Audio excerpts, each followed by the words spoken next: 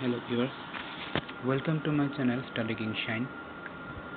তো আজকে আমি ক্লাস 4-এ বিজ্ঞান নিয়ে আলোচনা করতে যাচ্ছি ফার্স্ট টাইম।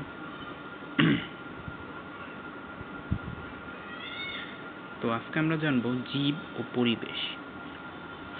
আমাদের চারপাশে রয়েছে নানা বস্তু, ঘটেছে নানা ঘটনা, এসব কিছু মিলেই আমাদের পরিবেশ। বিভিন্ন ধরনের পরিবেশ রয়েছে, যেমন প্রাকৃতিক পরিবেশ, মানুষের তৈরি পরিবেশ। বিভিন্ন পরিবেশে বিভিন্ন ধরনের জীব বাস করে।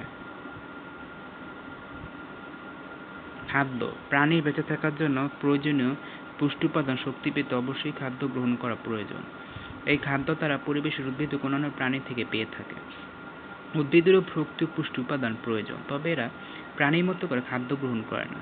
উদ্ভিদ নিজের খাদ্য নিজে তৈরি করে, মানে প্রাণীদের জন্য বেঁচে থাকার জন্য পুষ্টির প্রয়োজন। সেই পুষ্টিটা কোনখান থেকে আসবে? খাদ্য থেকে।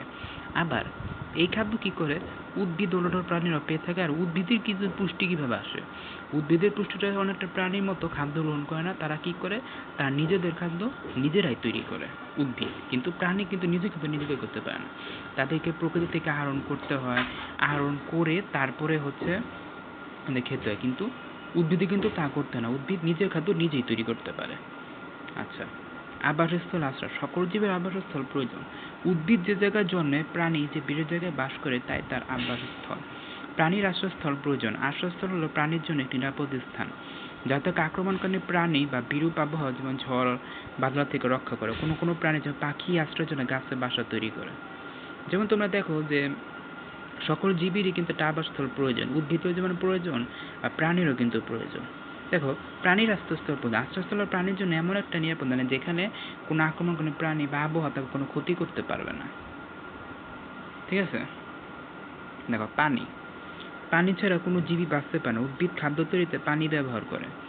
প্রাণী তার খাদ্য পরিপাকের জন্য পানি পান করে। আবার অনেক উদ্ভিদ পানিতে বাসে। দেখো, পানি ছাড়া কোনো জীব বাঁচতে পারে না, সেই উদ্ভিদ বলো আর প্রাণী বলো। দেখো, উদ্ভিদ খাদ্য তৈরিতে পানি ব্যবহার করে, ঠিক আছে।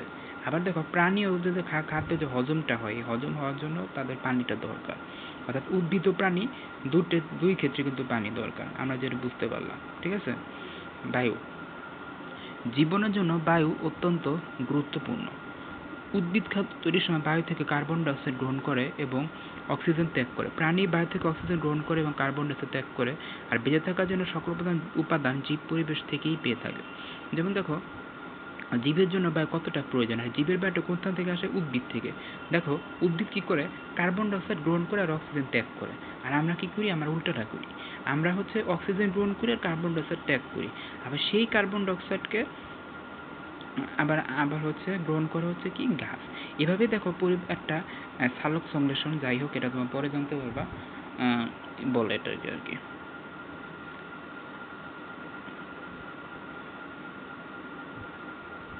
আচ্ছা,